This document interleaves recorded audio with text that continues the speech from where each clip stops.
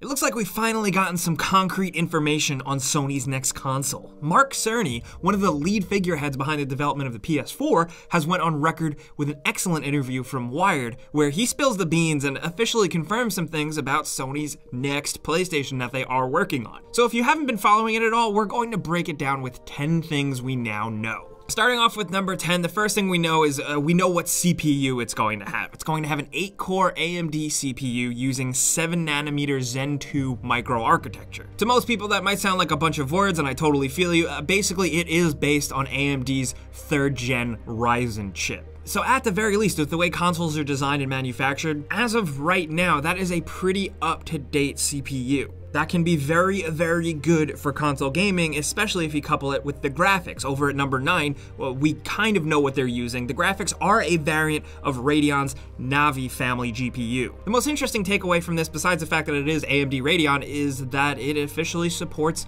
ray tracing. Now, for those of you that don't know, ray tracing is a new, more advanced type of lighting, and even high-end PCs right now with RTX, the idea of ray tracing and the realistic lighting is very, very graphically intensive. A lot of people have raised their eyebrows over this claim, seeing as how it's a challenge for a lot of PCs. How can a console do it? But if we're gonna go on what they're claiming here, that it does support ray tracing, maybe with some new technical wizardry, that can make for some really impressive looking video games. The demos and examples we have seen of ray tracing so far are really, really impressive. And since we are talking about the technical stuff, the chipset also includes 3D audio support, something that Mark Cerny did go a little bit more in depth with, saying how the PS3 to PS4, there wasn't really much of an upgrade in audio. He wants the PS4 to PS5 to be a notable jump if you're wearing headphones, and I really appreciate that approach.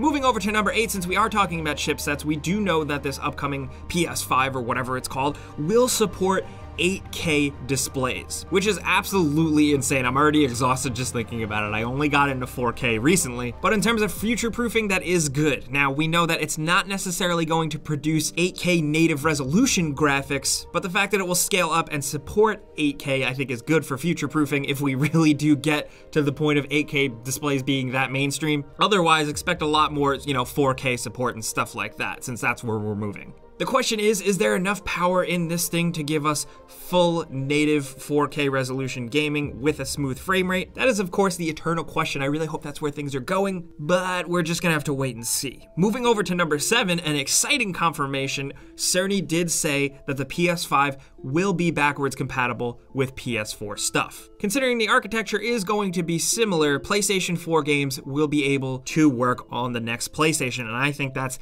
fantastic news. They have to do stuff like this if they're gonna start bringing out consoles earlier and earlier. You don't want a bunch of games that you just bought a year or two ago to be completely outdated and unusable, do you? It's nice to see backwards compatibility kind of coming back and being a thing between PlayStation and Microsoft. It's not perfect, but I do think with this next PlayStation, this PS5, moving forward to actively support PS4 games, I think is a big deal. And generally a very good thing. But moving on over to number 6, since it is supporting PlayStation 4 stuff, Mark Cerny has confirmed that the current PSVR headset will be completely compatible with the PlayStation 5. Now, it's important to note that when pressed about, say, a sequel, a follow-up to the PSVR, which has been selling very well for a VR headset in the mainstream, Cerny was a bit more coy and just said that it is very important to them, and that is why the current PSVR will be supported on the console. The fact that it is compatible, though, what that does show is that Sony is still sticking with PSVR, and that's good to see. Now, moving on over to number 5 for something a little lighter, Death Stranding was brought up in this interview, and this is a little bit more speculation, but it does seem like it could be suggested that Death Stranding will be a cross-generational title, meaning something that squeezes out at the end of the PlayStation 4 generation, but will get a more improved version for PlayStation 5. According to the Wired article, a Sony spokesman did say that it's still coming out for PlayStation 4, but Cerny did smile and kind of pause a little bit, which makes you think that's all we're going on, really. Let's move on. At number 4, another big concrete confirmation is the fact that this PlayStation will stick to physical media. It will have a disc drive. It's not going all digital. I'm all for pushing technology to the next generation, but I think if it were to lose a disc drive and go only digital, it would alienate some players with worse internet connections. Thankfully for the PlayStation 5, that's not going to be a thing. thing. And that especially goes in tandem with the fact that it is backwards compatible with PS4 games. I would like to assume that the disc drive will be completely up to date and be able to play 4K UHD Blu-rays. That's just wishful thinking though, as someone who still buys their movies physically. When asked about the future and game streaming and cloud services, Cerny did say, and I quote, "We are cloud gaming pioneers and our vision should become clear as we head towards launch." Thankfully, it doesn't seem like it's going to take over the concept of the console, but we don't know.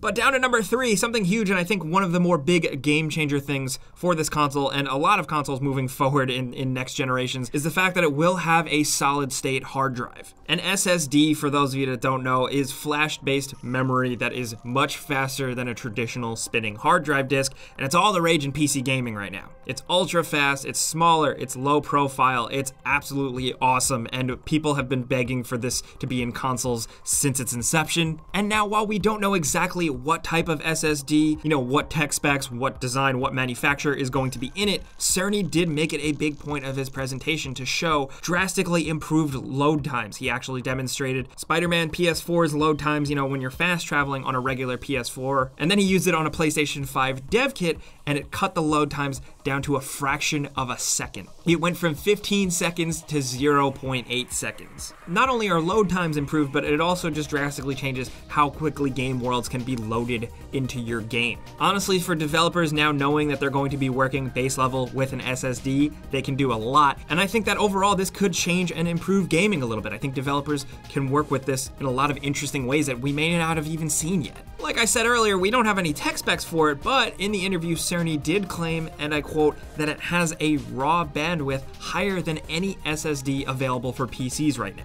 That could be a game changer. For me, on this list, that's the most exciting thing, so keep your eye on that. Now, next at number 2, let's talk about pricing. This is something that actually wasn't featured in the piece, but thankfully the author, Peter Rubin, did go on Twitter to kind of show us what was left on the cutting room floor, and he shared this exchange between him and Cerny. He asked, "There's always been a general range of launch pricing. Will the next console hew to that range?" And Cerny replied with, "I believe that we will be able to release it at an SRP that will be appealing to gamers in light of its advanced feature set." Peter Rubin followed up saying, meaning that it may cost a bit more, but what you're getting is well worth it? And Cerny said, "That's all I can say." So what I do think is that he is setting the ground for that this will be an expensive console, a powerful one at that, justified by its raw power. At least that's what it seems like they're gambling on. But I also expect it to not be too outrageously high, considering the initial launch price of the PS3 was so high that it kind of put a damper on the launch. I don't know if they would make that mistake again. I really hope not, but it could come close.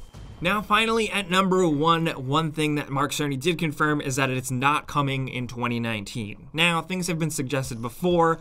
We've kind of gotten murmurs of this, but 2019 will not be the year for the PS5, thank goodness. I can definitely still wait a little while. I don't know about you guys, but he did also say that a number of developer studios are already working with development kits, meaning they're making and developing games for this next-gen PlayStation console. So developers are apparently getting plenty of time to be able to work with the settings this thing is going to have, and that's exciting. So while it's not releasing for 2019, it does seem like things are well on their way. If you follow gaming, you know this stuff is just really exciting to follow, and I'm very curious to see what else Sony does. All of this stuff, again, is just little bits of information that we'll happily feast on, but it's probably going to be a little while until we hear more. But that's what this video is for, to keep you guys informed, and now we definitely want to hear from you guys in the comments what you think about these little details that have been officially confirmed for the PlayStation 5 or next generation PlayStation, whatever it is. Anything you want to talk about PlayStation, Sony, the future of console gaming, let's talk down in the comments. Of course, if you learned something from this video, clicking the like button is the best way you can help us out, but if you're new, you should consider subscribing and hitting that notification bell because, dude, we put out videos every single day. But, as always, thanks for watching, and we'll see you guys next time.